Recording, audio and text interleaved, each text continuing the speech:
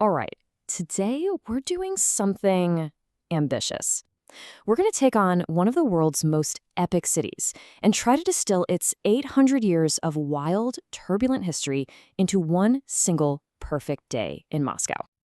Moscow. I mean, just the name itself. It brings up these incredible images, right? You're thinking onion domes, those massive fortresses, and a history that's just as sprawling and dramatic as Russia itself. This city has been the literal stage for revolutions, for wars, for some of the biggest social changes you can imagine. And that's the real challenge, isn't it? I mean, on almost every single corner, you can feel the weight of centuries. You've got the reign of the tsars crashing into the height of Soviet power. It can feel, well, a little overwhelming.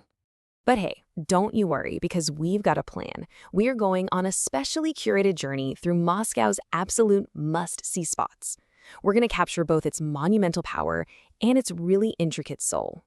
Okay, so our perfect day kicks off exactly where it has to, right in Red Square.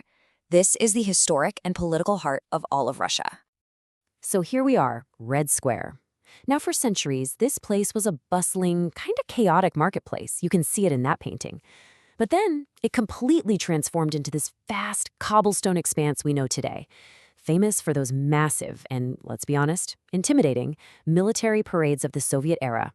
It's a place where history is literally layered right under your feet. And just look around you. You're surrounded by icons of Russian history. You've got the polished granite of Lenin's mausoleum.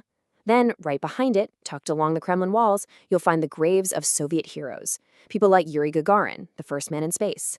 And, yeah, the still very controversial tomb of Joseph Stalin. But towering over absolutely everything is this.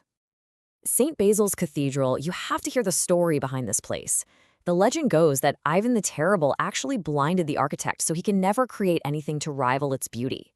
Now, whether that's true or not, who knows, but it tells you everything about the kind of unparalleled, almost otherworldly beauty of this building. It is the unforgettable symbol of Russia. All right, so from that huge open square, our journey is now going to take us behind those famous red walls. We're heading inside the fortress that has been the seat of Russian power for, well, centuries. You know, the Kremlin isn't just one building. Not at all. It's really a city within a city. This map here gives you a pretty good sense of the incredible scale of the place. All of it enclosed by those iconic red brick walls and 19 seriously imposing towers. Think about it. This place has been the fortress of the tsars. It was the nerve center of the entire Soviet government. Lenin had his office here.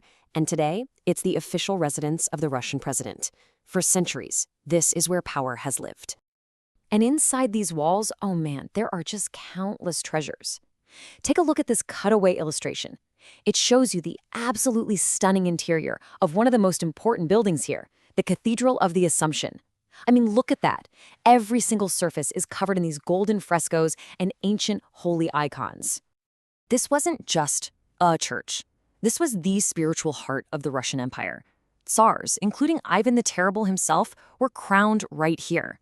It was the main church of the entire nation, and you can still see the tombs of Orthodox patriarchs lining its walls. But the Kremlin holds more than just spiritual treasures.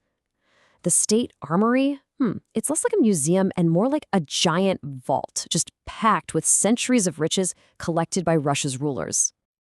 And tucked away among all the royal carriages and diamond-studded crowns, you'll find 10 of the world-famous Fabergé eggs. I mean, these intricate, jeweled masterpieces were painstakingly created for the tsars as Easter gifts. They are just an absolutely dazzling display of imperial wealth and artistry.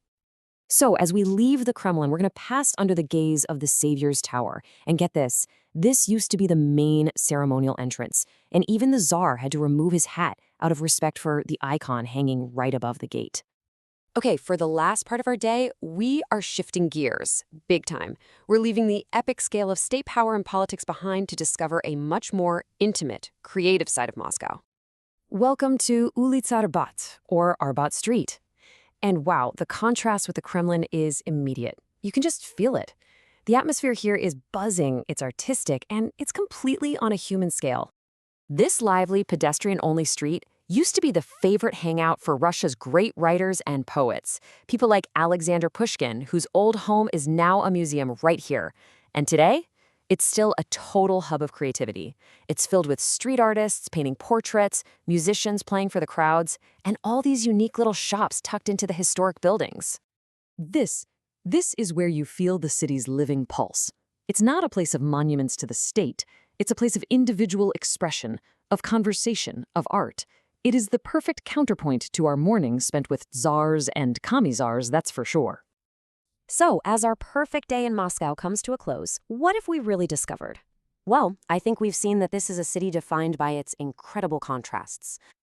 I mean, on the one hand, you have this monumental power, right? The fortress walls of the Kremlin, the grand parades in Red Square, the absolutely jaw-dropping treasures of the czars.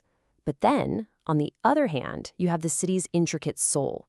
The breathtaking artistry of St. Basil's, the creative buzz of the Arbat, and the stories of all the poets who walked these very streets. The thing is, Moscow is both. It's a fortress and it's a work of art. It's a grand stage for history and it's a home for storytellers. And it's this constant back and forth, this dialogue between power and soul that makes the city so endlessly fascinating. So, a single day really just gives you a taste of Moscow's two faces, its power and its soul. And that really just leaves you with one question, doesn't it? If you had another day, which side of Moscow would you explore?